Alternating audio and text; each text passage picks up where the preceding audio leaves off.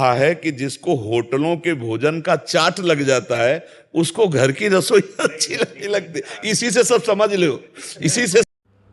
सभी प्रिय दर्शकों, राधे राधे। महर्षि के एक और वीडियो में सभी का स्वागत है। आज महर्षि ने बताया, मन को समय मत दो, ये बहुत बड़ा भूत है। राम राम राधा राधा।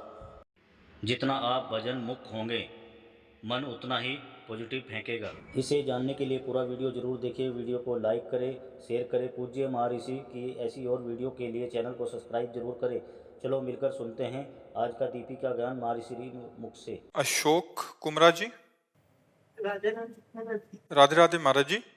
महाराज जी, कई बातें जो हमको परेशान करती हैं, जिनका वास्तविक जीवन से कोई लेना देना ही नहीं होता, जैसे कि लोगों ने कुछ कहा, रिश्तेदारों ने कुछ कहा, महाराज जी इन बातों को दूर करने का क्या उपाय? नाम जप, मन को सोचने का समय ना देना, मन को पॉजिटिव सोच के लिए विवश कर देना, ये नाम जप से होगा, दूसरी किसी बात से नहीं होगा। नहीं तो मन कुछ ना कुछ सोचता रहता है और भजन की कमी के कारण वो निगेटिव ही सोचता रहता है। 10 साल पहले उसने क्या कहा था, इस बात से जलाएगा बैठाल के। उसको समय क्यों दो, उसको समय मत दो, ये बहुत बड़ा भूत है, इसको काम में लगाए रखो। राम राम राम राम, राधा राधा राधा राधा, कृष्ण कृष्ण कृष्ण। जितना इससे भजन करोगे उतने पॉजिटिव ये सोच फेंकेगा। हमारी बात समझ लो, हम सबको प्रार्थना करके कहते हैं, जितना आप भजन विमुख होगे उतने ये निगेटिव फेंकेगा, आपको परेशान कर देगा, डिप्रेशन में पहुंचा देगा। जितना नाम जप करोगे, सही आचरण करोगे, धर्म से चलोगे, पॉजिटिव विचार देगा। विचारों में सुख है, बाहर नहीं है। विचारों में सुख है, बाहर सुख नहीं है। एक निगेटिव विचार का आदमी हर स्थिति में जलेगा, एक पॉजिटिव विचार का आदमी हर बिगड़ी परिस्थिति में भी अपने आप को सुखी कर सकता है। देखो, निगेटिव पॉजिटिव हमारे दिमाग का विषय होता है और सुख दुख हमारे दिमाग से उपजता है, बाहर नहीं होता है।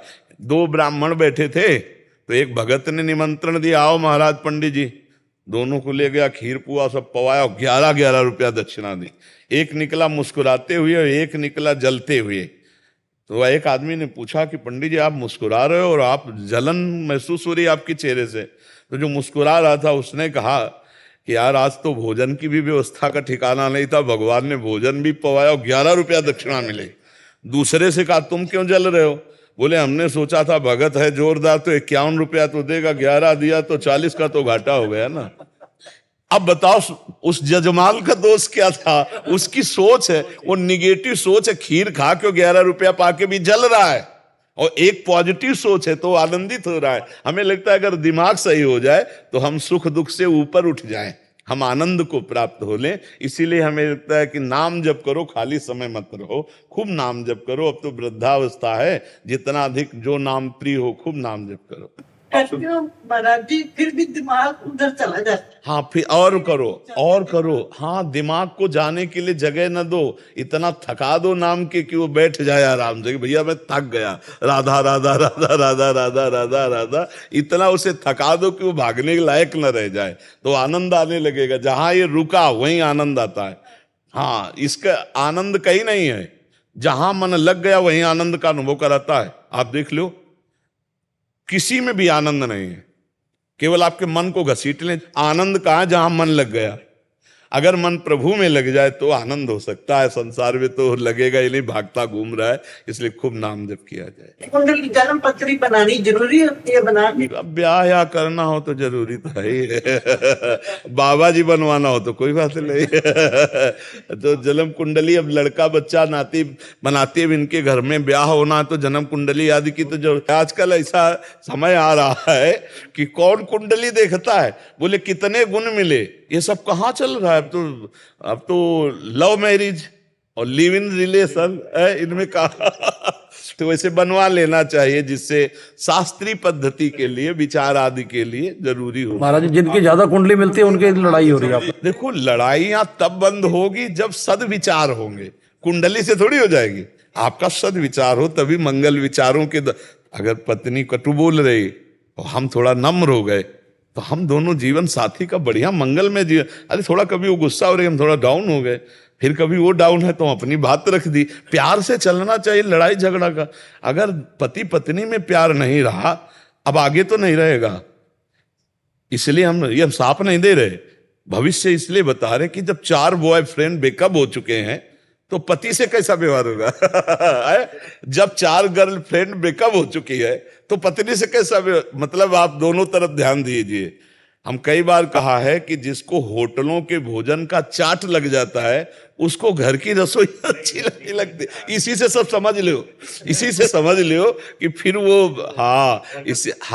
ये तो बहुत धन्यवाद है जो पति पत्नी प्रेम से पवित्र जीवन व्यतीत कर रहे हो, नहीं बड़ा मुश्किल हो गया है। मन है, अब मन मनोरंजन में फंसा है तो कौन पति माने? पति अपनी तरफ जा रहा है, पत्नी अपनी तरफ जा रही, बोलो उस घर की हालत क्या होगी। लेकिन अभी हैं ऐसे गृहस्थ जो सद्भाव से चल रहे, तो हमें उनसे प्रार्थना जो सद्भाव से चल रहे कि यदि पत्नी असंतुष्ट हो किन्हीं कारणों से तो संतुष्ट करना चाहिए, समस्या को समझना चाहिए। लड़ना मारना पीटना ये राक्षसी व्यवहार ठीक नहीं। हम कह रहे हैं बिल्कुल न पटरी खाए तो सरकारी हिसाब किताब है भाई, आप संबंध विच्छेद कर लीजिए, लेकिन मारना पीटना लड़ाई झगड़ा, आप अपना जीवन जिए, हम अपना जीवन जी रहे हैं। लेकिन ये जो हिंसा आदि में उतर जाना ये ठीक नहीं। मारने का अधिकार नहीं, पीटने का अधिकार नहीं है, दंड देने का अधिकार नहीं है। आप कानूनी कार्रवाई कर लीजिए। आप अगर कुछ भी करते हैं तो कानून के खिलाफ होने के कारण फिर आपको जेल जाना पड़ेगा, नहीं जाना पड़ेगा। हाँ, इसलिए बहुत सावधानी से चले, क्योंकि आजकल मतलब कानून बहुत जोर के बने, होश में रहना। आज का समय ऐसा नहीं है। हाँ, ऐसा बहुत बहुत सावधानी से मना के चलो। मना के चलो और परिवार सज जाएगा। देखो देवी शक्ति है। अगर हम तो इतना कहते हैं, अगर चरित्र पवित्र है तो हर बात सह लेनी चाहिए।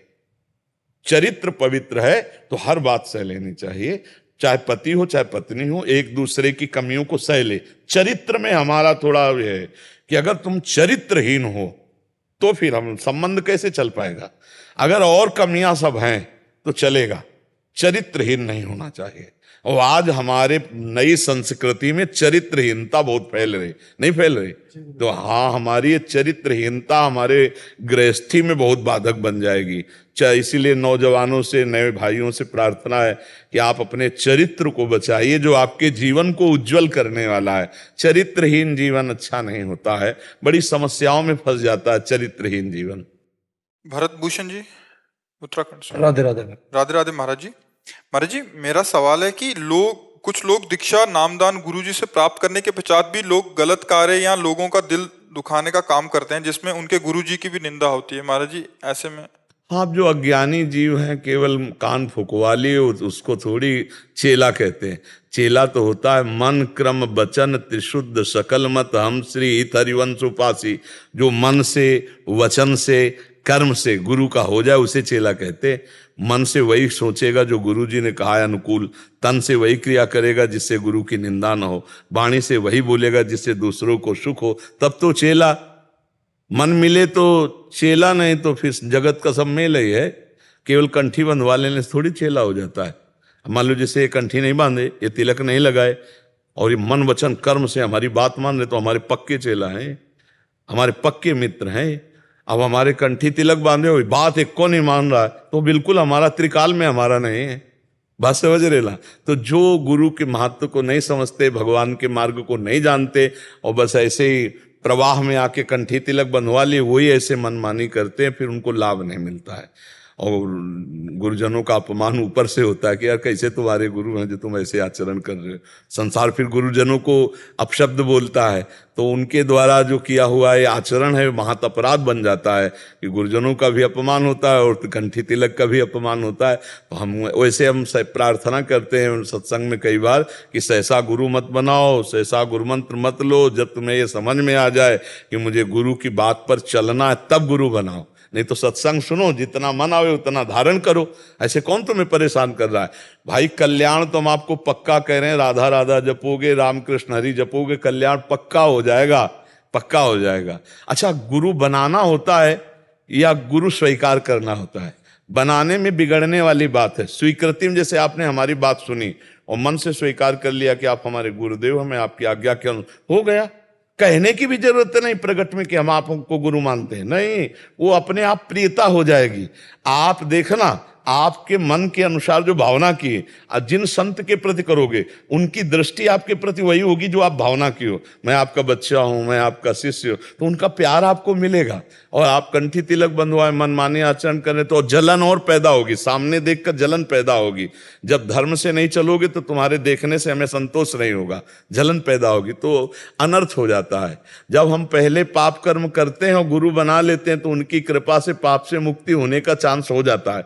लेकिन गुरु बना के जब पाप करते हैं तो रजिस्टर्ड हो जाते हैं, फिर उनको भोगना ही पड़ता है, बहुत कठोर दंड मिलता है फिर ऐसे लोगों को जानबूझ से। कई लोग सेवा करते हैं जैसे जी।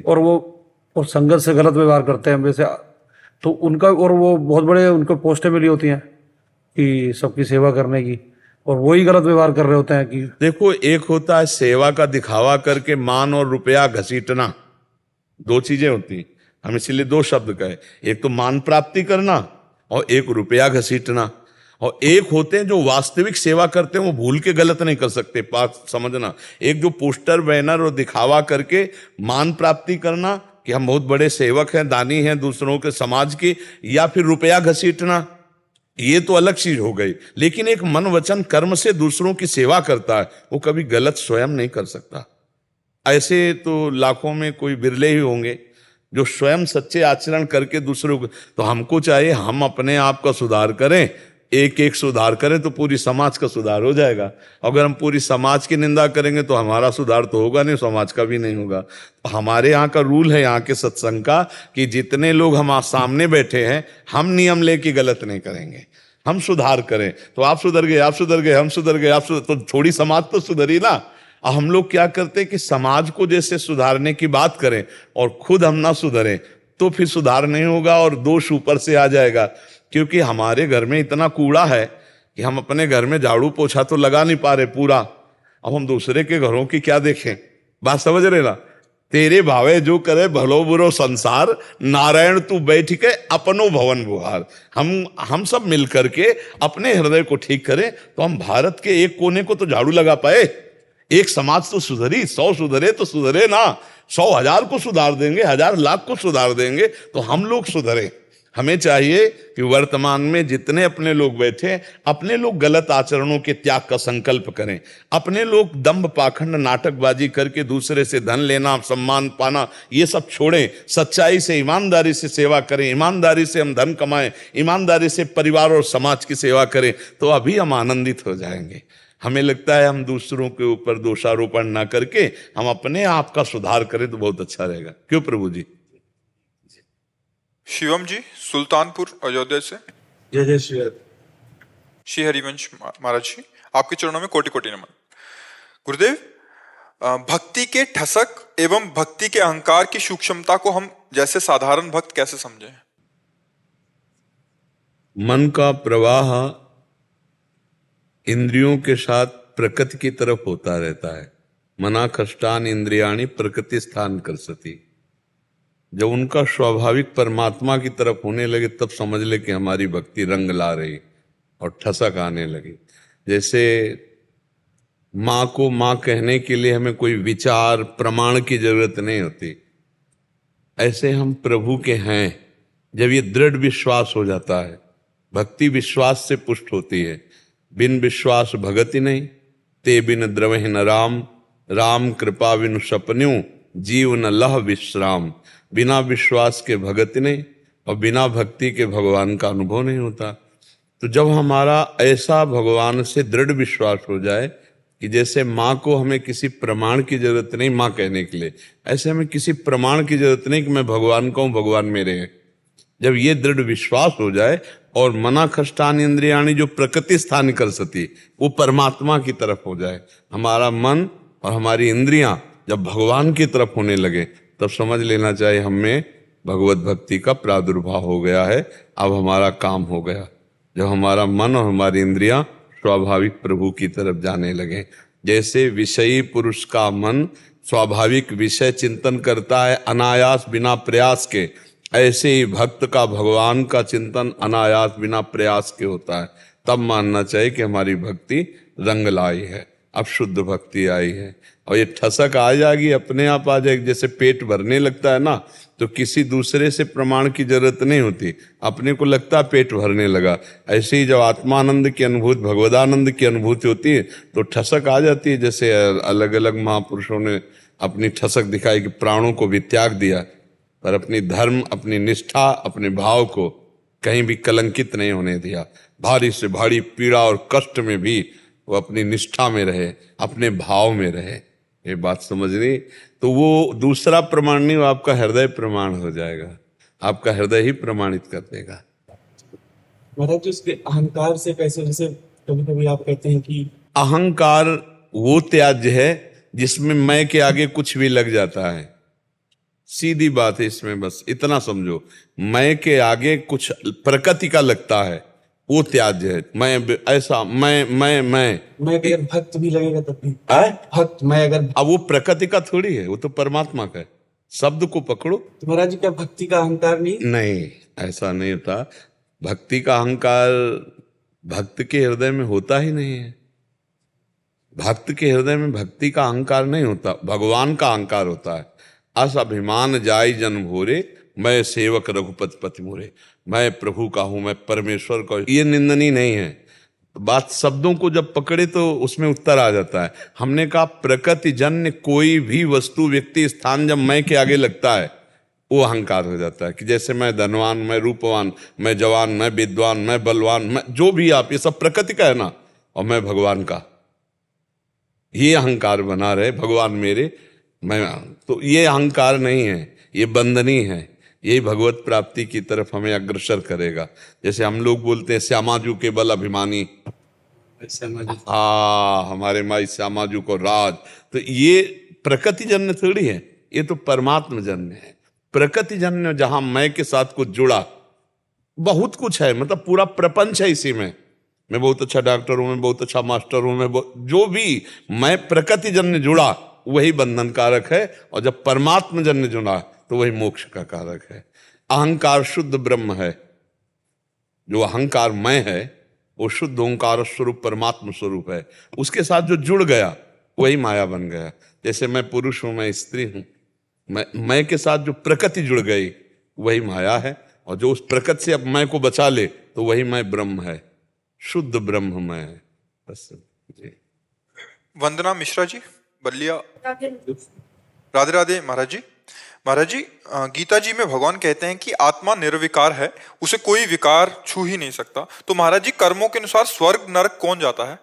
अंतःकरण चतुष्टय में आसक्त जीव।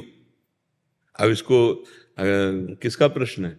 हाँ, अब शास्त्रों को पढ़े हो, सत्संग किए होगे तो जानोगे, क्योंकि बड़ा गूढ़ विषय है। देखो, स्वप्न में आपने देखा कि बहुत अच्छा कभी स्वप्न आता है, कभी बहुत बुरा स्वप्न आता है। तो उसमें जब बुरा स्वप्न आता है तो हमें दुख होता है, और जब अच्छा स्वप्न आता है तो सुख होता है। लेकिन आप देखते हैं कि दुख सुख भोगने वाला शरीर सैया में, एसी रूम में आराम से पड़ा होता है, न दुख होता है न सुख होता है। पूरा झूठा है कि नहीं? स्वप्न में देखा, सब जो भी देखा, जागृत पर आपको झूठा नजर आया, नहीं आया ना? लेकिन उस समय जब स्वप्न में होते हैं तब भोगना होता है कि नहीं? अगर पिटाई हो रही तो पक्की पिटाई हो रही, अगर सुख मिल रहा है तो पक्का सुख मिल रहा है, ऐसा लगता है ना। स्वप्न में तो नहीं लगता कि झूठा है। जो सपने सिर काटे कोई, बिन जागे दुख दूर न होई। एक भ्रम मन में स्वप्न जागृत कर देता है, और अपने को नहीं, बड़े बड़ों को। एक बार महाराज जनक जी ने स्वप्न में देखा कि वो बहुत गरीब हो गए, राज छिन गया, राजा थे। अब वो इतने भूख से पीड़ित हैं कि उन्होंने कई घरों से मांगा, तो कुछ दाल चावल एकत्रित कर पाए तो मिट्टी के भांडे में उसे पका रहे थे। इतने में 2 सांड लड़ते हुए आए कि वो मिट्टी का पात्र टूट गया और खिचड़ी फैल गई। और वो भूखे बड़े व्याकुल हुए, उस व्याकुलता में आंख खुली तो देखा कि राजमहल की सुंदर सैया पर, तो उनका ये सत्य कि वो सत्य। बड़े बड़े ज्ञानी जन उनकी सभा में बैठते थे, सभा में आके केवल इतना ही पूछा, यह सत्य कि वह सत्य। अब कुछ यह हुआ कि व्याख्या हो तो उत्तर हो। कोई कोई उत्तर नहीं। तो उन्होंने कहा सब विद्वानों का भरण पोषण करते हैं, तब तक नहीं जाने देंगे, नजर कैद रखेंगे जब तक हमारे प्रश्न का उत्तर नहीं होगा। तो बड़े बड़े ब्रह्म ऋषियों को, तो अष्टावक्र जी एक बार बालकों के साथ खेल रहे थे, तो बड़े प्रवीण थे अष्टावक्र जी, 8 जगह से टेढ़े थे, और ये टेढ़ापन भी उनके पिता के द्वारा दिया हुआ था। शास्त्र में पढ़ना, उनके पिता वेद उच्चारण कर रहे थे तो गर्भ से आवाज आई अशुद्ध बोल रहे हो। तो पत्नी से कहा ये कौन मेरे वेद उच्चारण में अशुद्धता का कौन बोध करा रहा है? बोले आपका बेटा है गर्भ में। बोले इतना टेढ़ा है कि गर्भ ही से मुझे टोक रहा है, जा अष्टवक्र हो जा। तो 8 जगह से वो टेढ़े थे। अब 1-2 जगह से टेढ़ा आदमी चले तो कितना, तो फिर 8 जगह से टेढ़े, पर बहुत प्रवीण थे। तो बच्चों से वो जीत जाते थे। तो बच्चों ने कहा इतने बड़े प्रवीण हो तो तुम्हारे पिता बंदी बने हुए हैं महाराज जनक जी के यहाँ, नजर कैद, भला उनको छुड़ा के ले आओ। तो उनको आज तक तो माता ने मुझे बताया ही नहीं। घर गए और कहा माता पिताजी कहाँ हैं? तो उनको डर था अगर ये गया और इनको भी नजर कैद कर ले तो मेरे पास तो कोई रह नहीं जाएगा। तो जब कहा मां सत्य को साक्षी करके बोलो पिताजी कहाँ है, तो उनका महाराज जनक ने नजर, सब व्यवस्था ऋषि मुनियों की तरह स्वागत, आप जा नहीं सकते जब तक प्रश्न का उत्तर नहीं होगा। राजहट अष्टावक्र जी गए, अभी बालक ही थे। जे सभा में देखा तो सब हंस पड़े। तो अष्टावक्र जी मंच में जा कहा मैंने तो समझा था ज्ञानियों की सभा है, लेकिन यहां तो एक भी ज्ञानी नहीं है। तो उनका आप ऐसा कैसे कह सकते हैं हमारी सभा को, राजा जनक जी से। बोले हंसे क्यों? तो बोले आपके अंग 8 जगह से टेढ़े हैं। हाँ, तो यहां आत्मदर्शन करने वाला कोई नहीं है। या मांस चमड़ा और हड्डी देखने वाला क्या ज्ञानी कहा जाता है? क्या मांस चमड़ा और हड्डी देखने वाला ज्ञानी कहा जाता है? ज्ञानी आत्मदर्शन करता है। क्या आत्मा टेढ़ी मेढ़ी है? क्या आत्मा का यह स्वरूप है? सब चुप। हाँ बोल जनक, तेरा क्या प्रश्न है? बड़े बड़े ऋषियों को बंदी बना रखा है, नजर कैद, क्या प्रश्न है? बोले यह सत्य की वह सत्य। बोले ना यह सत्य ना वह सत्य। जब तू जागृत में हुआ तो तेरा स्वप्न सत्य हो गया, और जब तू स्वप्न में था तो जागृत असत्य था। जो एक ही क्षण में असत्य हो जाता है वो सत्य कैसे हो सकता है? ना ये सत्य ना वो सत्य। कूद पड़े सिंहासन से, चरणों में गिरे। अष्टावक्र जी जनक जी के गुरु है। अष्टावक्र जी, अष्टावक्र गीता का उपदेश किया उन्होंने। तो देखो आत्मस्वरूप निर्विकार और बंधन मुक्त है, पर वही आत्मस्वरूप जानबूझ के बंध गया। क्या? मैं स्त्री मैं पुरुष, ये देह भाव। इसके अंदर अंतःकरण सूक्ष्म शरीर है, तो स्थूल शरीर तो छूट जाता है, और सूक्ष्म शरीर में आसक्त हुआ जीव कर्मानुसार नरक और स्वर्ग को भोगता है। निर्लेप है पर आसक्त हो गया, इसलिए भोगना पड़ रहा है। यही बंधन है। यद्यपि मृषा, गोस्वामी तुलसीदास जी करे, पर छूटत कठिन है। आत्मस्वरूप को न कभी बंधन हुआ है न कभी होगा, लेकिन इस शरीर से ममता हो गई। इसके ममता के कारण, अज्ञान के कारण पाप कर्म बन गए, पुण्य कर्म बन गए। अब दोनों को जबरदस्ती ना भोगता होते हुए भी भोगना पड़ेगा। कैसे भोगना पड़ेगा? जैसे स्वप्न में स्थूल शरीर सैया में पड़ा है, पर हमने बुरा स्वप्न देखा, पिटाई हो रही, तो चीख पड़ते हैं लोग, वो ऐसे ही डंडा पड़ता है, बिल्कुल झूठा, ना डंडा, ना मारने वाला, ना वहां मरने वाला, कोई नहीं होता, एक मन केवल होता। सब पूरी सृष्टि मन ने कर ली। ऐसे ही स्वर्ग नरक है। आत्मा को कभी कोई कष्ट न था, न है, न रहेगा, न बांध सकता है, न बंधा है। पर यह ज्ञान तब होगा जब शरीर आसक्ति से रहित हो जाओ, सब कर्मों को विध्वंस कर दो, तब तुम अपने स्वरूप को जान जाओगे। जब अपने स्वरूप को जानोगे तो निर्विकार चिदानंदमय आपका स्वरूप है, और जब तक ये जानोगे नहीं तब तक पिटोगे। अब देखो, बात चाहे जितना करो, ईमानदारी से देखो तो आप अपने को स्त्री मान रहे हैं, आप अपने को पुरुष मान रहे ना, तो फिर आपको भोगना पड़ेगा। जो इस शरीर से कर्म करोगे उनको भोगना पड़ेगा। और अगर आप अपने स्वरूप को जान गए तो अभी जीवन मुक्त हो जाओगे। ये गेम है, गेम, ये खेल है, आपका ही खेल है, आप अपने खेल में फंस गए हो। अगर आप जैसे कैसे बंधे? बोले बंधे हो कीर मरकट की नाई। एक मटकी में छुहारे भर दिए गए, उसका मोहरा कमजोर कम। अब दोनों हाथ बंदर ने डाल दिए, छुहारे कस के पकड़ लिए। अब वो सोचता है कि मुझे किसी ने पकड़ लिया। अब वो घंटों कोशिश करता है छुड़ाने की, लेकिन छुहारा छोड़ने की कोशिश नहीं करता। अगर वो छुहारे छोड़ दे तो मुक्त है, ऐसे ही 5 ज्ञानेंद्रियों से भोगों में हम लिप्त है। हम समझते मुझे किसी ने पकड़ रखा है, अब मैं बंध गया, अब पिटना पड़ेगा। काल कर्म स्वभाव गुण घेरा, जो कर्म करोगे वो सब भोगने। 5 ज्ञानेंद्रिय मना कष्टाल इंद्रियाणी प्रकृति स्थाली कर सती। बंदे कीर मरकट की नहीं। तोता को जब पकड़ने वाले तो रस्सी ऐसे डाल दिए, उस पर दाना चिपका दिए गोंद से, और एक पोला जो पंखा ऐसे घुमाया जाता है ना, एक हाथ का पंखा देखा है, उसमें एक पोला डालते हैं तो वो पूरा राउंड मारता है, उस पोले को डाल दिया। तो जो ही तोता ऐसे बैठा दाना चुगने के लिए, तो पोला घूम गया, क्योंकि घूमता है वजन पड़ते। अब वो कस के पकड़ लिया कि अगर छोड़ दिया तो मर जाऊंगा, और अगर छोड़ दे तो उड़ जाए। बस ऐसे ही तो गोस्वामी तुलसीदास जी कह रहे, जड़ चेतन ही ग्रंथि पड़ी गई, यद्यपि मृषा छूटति कठिनई। इसी को छोड़ने के लिए अध्यात्म है कि तुम जाग जाओ। जैसे कोई स्वप्न में देख रहा है कि मैं समुद्र में डूब रहा हूं, अब बोलो क्या उपाय है? आसपास सैकड़ों तैराक जमा कर दो, नाव ले आओ, तो क्या वो जो स्वप्न में डूब रहा है उसे आप बचा सकते हो क्या? उसका एक उपाय, उसे जगा दो। जहां जगा तो ना एक बूंद पानी नहीं, वो डूब रहा था समुद्र में। वो अरे बस ऐसे ही जेहि जाने जग जाए हेराई, जागे जथा स्वप्न भ्रम जाई। जैसे जागने पर स्वप्न का भ्रम नष्ट हो जाता है, ऐसे ब्रह्मबोध होने पर संसार नहीं है। एकमात्र परमात्मा ही परमात्मा है, दूसरा कोई नहीं। बच्चा बात समझ में आ रही? हाँ, नाम जप करो, शास्त्रों का स्वाध्याय करो, संतों का संग करो, चरित्र पवित्र रखो, तो फिर ये अध्यात्म की बातें समझ में आ जाएंगी। निशा सिंह जी लखनऊ से। ठीक है महाराज जी, आपके चरणों में कोटि कोटि प्रणाम। महाराज जी, शारीरिक अस्वस्थता है या आध्यात्मिक स्थिति, इसके लक्षण में भेद कैसे जाने? जैसे भूख ना लगना, कुछ अच्छा ना लगना, ये स्थिति है, या शारीरिक कमजोरी समझ में नहीं आना। डॉक्टर पूछते हैं तो बता दिए लक्षण, फिर बाद में कई बार मन में आता है कि ये स्थिति लक्षण कहीं भक्ति के तो नहीं थे। भक्ति के जब लक्षण होते हैं ना, तो आनंद की अनुभूति होती है। उसमें कोई किसी से पूछना थोड़ी पड़ता है कि भक्ति के लक्षण। प्रेम, अपने प्रियतम के प्रेमोन्माद में न धूप, न भूख, न कष्ट, न नाना प्रकार के रोगों की पीड़ा, कुछ तो अपने आप समझ में आता ना। सामने मानस पटल पर प्रभु है, प्रभु का आनंद है, तो उसी आनंद की उम्र।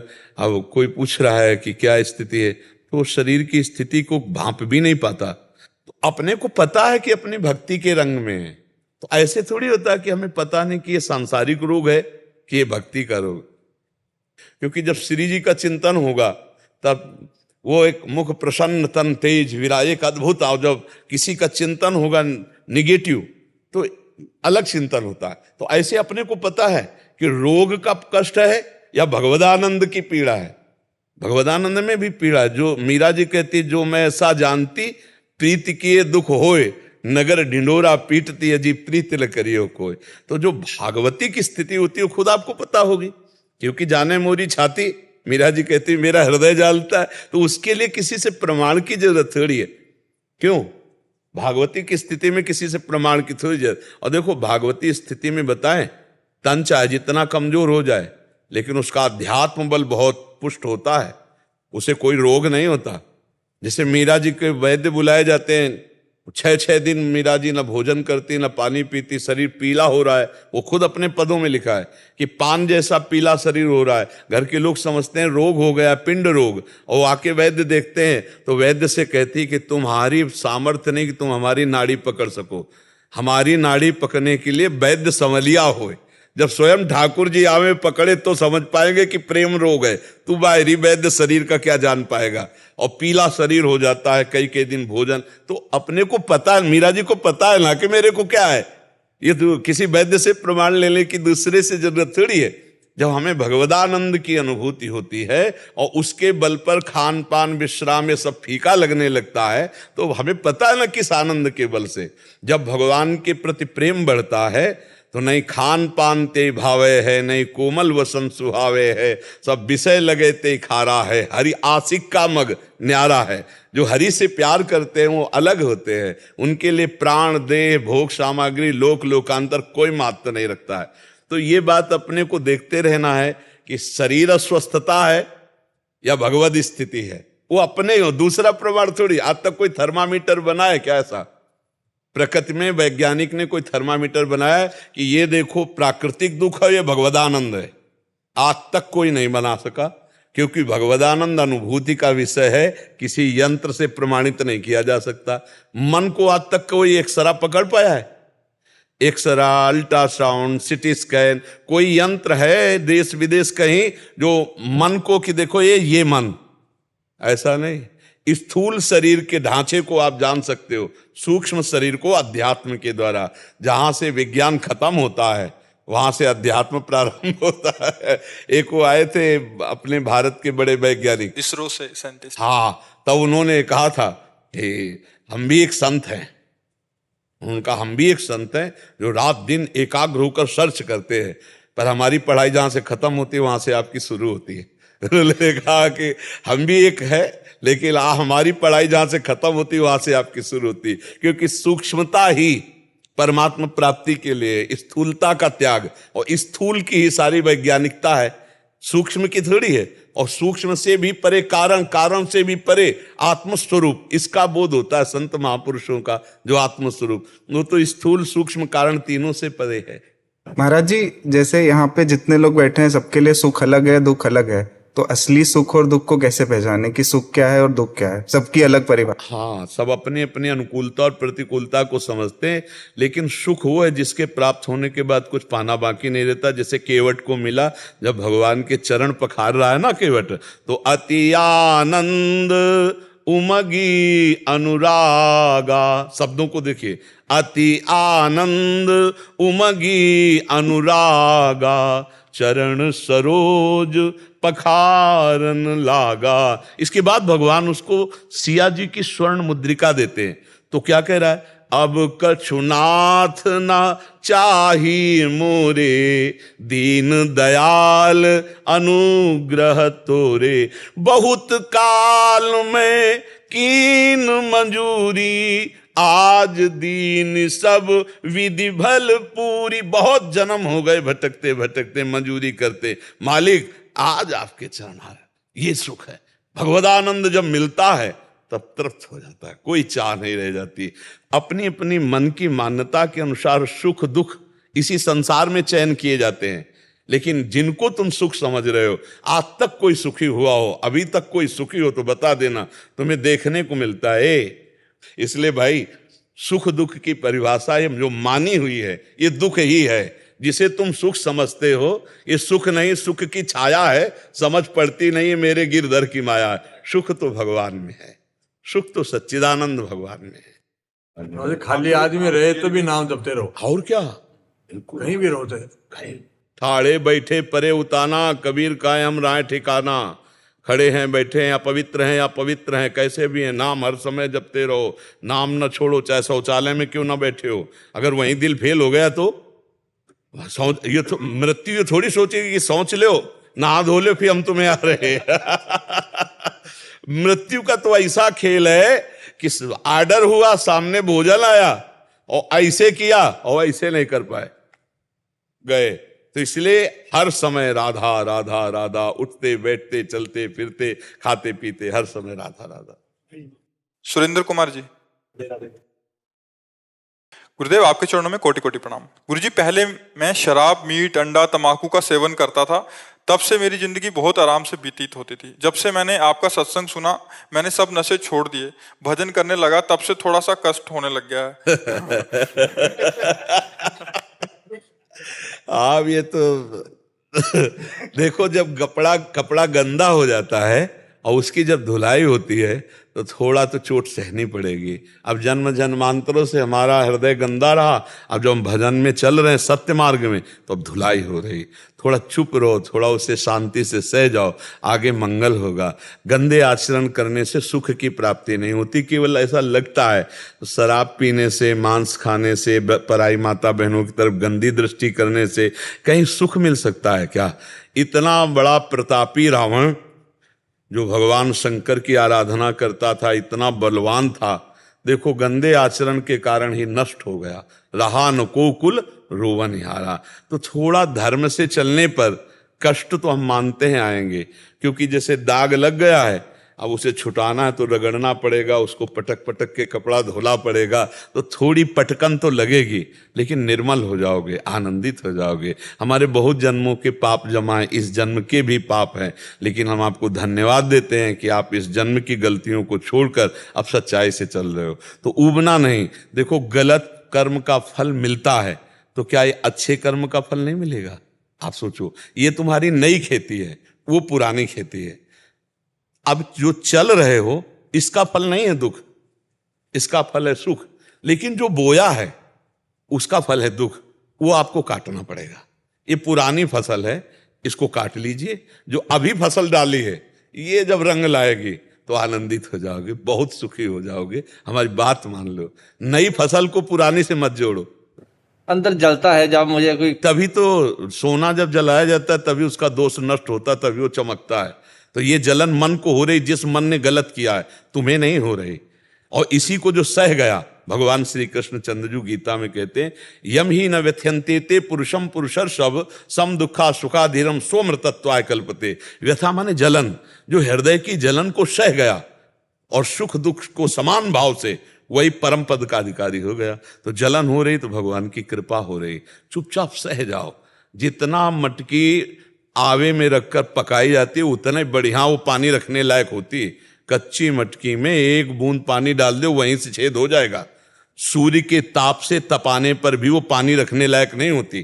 कच्ची मटकी जब आवे पे रखी जाती है तब होती है। ऐसे एक कांच है, ऐसे कंकड़ मारो टूट जाएगा, और एक कांच है गोली मारो तो नहीं टूटेगा। उसे बुलेट प्रूफ कहते हैं। कैसे? गरम ठंडा गरम ठंडा गरम ठंडा करके बुलेट प्रूफ बना दिया गया। उसको ऐसे प्रोसेस में डाला गया कि कांच तो वो भी है, गोली को सह जाएगा। तो अब तुम सही मार्ग पे चल रहे हो, तो अब तुम्हारे अंदर प्रोसेस शुरू हुआ तुम्हें मजबूत करने का। को मन से गुरु मान लिया है। गुरु तो भगवान है, मनुष्य कभी गुरु नहीं हो सकता। हाँ, हम अपने को जानते हो क्या समझते हैं? पोस्टमैन का काम क्या है? मालिक की वस्तु आप तक पहुंचा दे, आपकी बात मालिक तक पहुंचे। सरकारी, आप भगवान की बात आपको बता दी और आपकी बात भगवान को बता दी कि जीव है, करुणा करो। हम पोस्टमैन का काम, और हमको मिलती भगवान की कृपा, भगवान की भक्ति, भगवान का दुलार। जैसे आप 50 लोग भगवान नाम कीर्तन कर रहे हो, तो हमारे हृदय में बड़ी शीतलता। आप जो भजन करते हो ना, उससे हमको भी आनंद मिलता है। जैसे आप गलत रास्ते में चल रहे, तो देख के हमारे जलन होगी, यार मेरा भारतवासी, मेरे धर्म में चलने वाला एक कैसे गलत आचरण। और जब आप जैसे सब छोड़े, तो हमने कहा नहीं धन्यवाद आपको। किस बात का धन्यवाद? जैसे बच्चा दूध पी लेना, तो माँ कहती है धन्यवाद, बहुत सुंदर, मेरा बच्चे ने दूध पी ले। तो दूध पीने से स्वस्थ तो वही होगा, लेकिन सुख माँ को हुआ। ऐसे संत महात्मा गुरुदेव, इनको सुख होता है जब समाज भगवत मार्ग में चलती है, आनंद के मार्ग में चलती है। खूब धैर्य पूर्वक चलो, विचलित मत होना। आदित्य भारद्वाज जी, राधे राधे महाराज जी। महाराज जी, जीवन में तनाव होने का मूल कारण क्या है? उसे पहचानना कैसे? अज्ञान, भ्रम। उसी अज्ञान भ्रम से हमारे अंदर कामनाएं उत्पन्न होती हैं, और जब कामनाओं की पूर्ति नहीं होती तो हमारे अंदर असंतुष्टता आती है। हमारे कामा संजायते क्रोधा, हमारी बुद्धि मलिन होने लगती है। कामनाओं की पूर्ति में भी लोभ जागृत होता है और भोगने की इच्छा जागृत होती है। कामना की पूर्ति में बाधा पड़ने पर क्रोध जागृत होता है। क्रोध हमारी स्मृति को छीनता है। इस स्मृति में मूढ़ता आती है, बुद्धि नष्ट हो जाती है। बस वो तनाव, जिसे डिप्रेशन कहते हैं ना, तो डिप्रेशन होना शुरू हो जाता है। विषयों का जो चिंतन है, यही नाश की जड़ है। और अज्ञान के कारण हमको ऐसा लगता है कि यदि हमें मनमानी विषय भोगने को मिल जाए तो सुखी हो जाए। देखो, हमें जो धन प्रिय है ना, वो धन नहीं प्रिय है, धन से विषय मिलते हैं इसलिए प्रिय है। अगर रुपया प्रिय हो तो उसकी कोई खास बात है। रुपया प्रिय नहीं है, रुपया से सामग्री मिलती है, हम जो चाहे वो भोग सकते हैं, जहां चाहे जा सकते हैं। रुपये का प्रयोग प्रिय है, इसलिए रुपये की मान्यता है। अब वो प्रयोग क्यों प्रिय है? क्योंकि मन और इंद्रियां उसे अच्छा मानती हैं कि ये भोग लूं, ये देख लूं, ये छू लूं। तो मन और इंद्रियां जिनके पास ये सब भोग हैं, उनके क्यों नहीं तृप्त हो गए? मान लो अपने पास तो है नहीं, लेकिन वो चीज किसी के पास है, वो क्यों नहीं तृप्त हो गया? तो इसका मतलब है कि हमको ड्रामे में फंसाया गया, अज्ञान में फंसाया जा रहा है। बार बार भोगो, बार बार देखो। देखो, इस संसार का सबसे बड़ा सुख कहाँ निहित किया गया है? निहित माने स्थापित किया गया है। आप दिमाग में अपने ढूंढो, दिमाग में ढूंढ के जब आओगे तो इंद्रिय भोग केवल सबसे बड़ा सुख है। आप देख लो, सब अपने दिमाग में देखो। मैं पढ़ लिख करके अच्छा नौकरी करूं या व्यापार करूं, खूब धन कमाऊं, धन कमाकर मकान बनाऊं और सुंदर ब्याह करूं, खूब खाने पीने की सामग्री हो, बढ़िया हमारे पास मित्र हो जो हमारी अर्धांगिनी हो, मन मानी जो मैं चाहूं वैसा भोगूं। लेकिन ये सब है किसी के पास जैसा तुम सोच रहे हो, इससे भी अच्छा है किसी के पास, लेकिन वो भी तृप्त नहीं है। विडंबना है कि जिस शरीर को देखकर तुम चाहते हो ऐसा हो तो मैं सुखी हो जाऊं, उसी को कोई भोग रहा है और वो उधर से निरपेक्ष, वो किसी तीसरे की तरफ देख रहा है, और वो तीसरा जिसके ऊपर वो चौथे की तरफ देख रहा है। ये है क्या? बड़ा सूक्ष्म विषय है। अगर इसको देखा जाए तो ये है क्या? बोले अज्ञान। ये सब का मूल जड़ अज्ञान है, जिसमें हम फंस रहे हैं, जिसमें हमारे को अब निकलना होगा। वो निकलने के लिए अध्यात्म है, अध्यात्म ही निकाल सकता है, अन्यथा बहुत बुरी तरह से अपने लोग दलदल में फंस गए। दलदल में नहीं, मन डरता है। अगर छोड़ने की बात सोच लो तो मन भयभीत हो जाता है, ऐसा लगता है फिर संसार में रह क्या गया। अब देखो, हम लोग जो बात जानते हैं वो तुम्हारे मन से मन मिला के जानते हैं। जैसे थोड़ी देर के लिए हमने आपसे मन मिला दिया, अब आपके मन में जो चल रहा है वो हमारे, तो तुम्हें लगेगा ये तो मेरे मन की बात बता रहे, वो सारी सृष्टि के मन की बात है। अगर आपसे कहा जाए कि ये झूठा है, आप इसे छोड़ दो, तो छोड़ने की बात सोचने मात्र से लगता फिर तो हम मर गए, जीवन है किस काम का। इसी में पूरा जीवन निकल जाता है और उसे विश्राम नहीं मिल पाता है। हम कह रहे हैं भोगो, लेकिन धर्म पूर्वक भोगो। धर्म, उसे एक सीमा में बांध दिया गया है। धर्म एक सीमा में बांध देता है, तुम्हें ये खाना है, तुम्हें ये पीना है, तुम्हारी पत्नी है, तुम्हारा ऐसा, तुम्हारा, बस इस सीमा में रहो, नाम जप करो और धर्म को भोगो तो निकल जाओगे, फंसोगे नहीं। लेकिन आप गौर से देखिए, ईमानदारी से, वृंदावन की भूमि में बैठे हो, क्या मन सीमा में राजी है? ईमानदारी से देख लीजिए, मन को नवम नवम चाहिए भाई, नवम नवम। और ये इसीलिए पाप कर बैठता है, चाहे जितना पैसा लगे, नवम नवम। आप हमारी बात को अंदर से समझ लीजिए। अब इसी अज्ञान की धरा से हमारी दुर्गति होती चली गई, और नवम नवम असली में है तो भगवान है, जिनकी नयो नेह नव रंग नयो रस, नवल श्याम वृषभानु किशोरी, नव पीतांबर नवल चूनरी, नई नई बूंदन भींजत गोरी, नव वृंदावन हरित मनोहर, नव चातक वो, सब नवीन, सब नवीन। और उस नवीन में तो तृप्त हो गया जीव।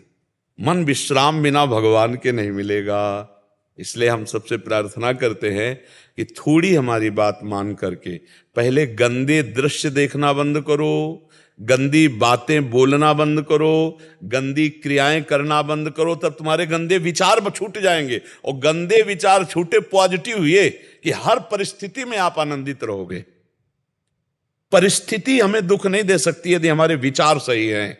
जिसे सुख चाहिए उसे कष्ट होता है, और जो सुख में स्थित है उसको कष्ट क्या पहुंचाए। थोड़ी सी दवा इतनी सुन्न वाली कष्ट को नहीं होने देती, और चित्त भगवान में जोड़ दो, कष्ट होगा। बड़े से बड़े कष्ट को हंस के सहा जाता है। तो बच्चा डिप्रेशन क्यों, दिमाग में भार क्यों? क्योंकि वो अहंकारी अज्ञानी जीव भगवान से परिचय नहीं प्राप्त किया, अध्यात्म को नहीं जाना, इसलिए दुखी हो रहे। नहीं बोलो चिंतन की क्या परेशानी है, तुम्हारा दिमाग स्वस्थ हो, शरीर स्वस्थ हो तो कोई फर्क नहीं। भगवान का भरोसा, अध्यात्म बल जब तक जागृत नहीं होगा तब तक विश्राम नहीं मिलना किसी को। क्यों चिंता करते हो? अगर आप चिंतन करने लगो, नाम जप करने लगो, सत्शास्त्रों का स्वाध्याय करो, माता पिता बड़े बूढ़ों की सेवा करो, समाज को सुख पहुंचाओ, अभी आप प्रसन्न होने लगोगे। अब इतना सोच सोच कर अपने सुख के विषय में, हम आज सत्संग में कहते सबसे ज्यादा जीव परेशान है ओवर थिंकिंग। परेशानी सबसे ज्यादा है, सामने भोजन रखा है, खाकर उसका आनंद नहीं ले रहा, परसों क्या होगा, कल क्या होगा, आज जो अभी इसका स्वाद तो ले, इसका तो वो तो गया है, वो तो परसों के लिए वो परेशान है, ओवर थिंकिंग में परेशान है। हम कह रहे हैं जिसने आज संवारा है वो कल भी संवारेगा, वो परसों, पर उससे तुम्हारा अपनापन नहीं, परिचय नहीं, इसीलिए तुम परेशान हो रहे हो। बहुत उम्मीद करता हूँ आज का ये वीडियो बहुत पसंद आया होगा। कमेंट में जय श्री राधे राधे जरूर लिखें।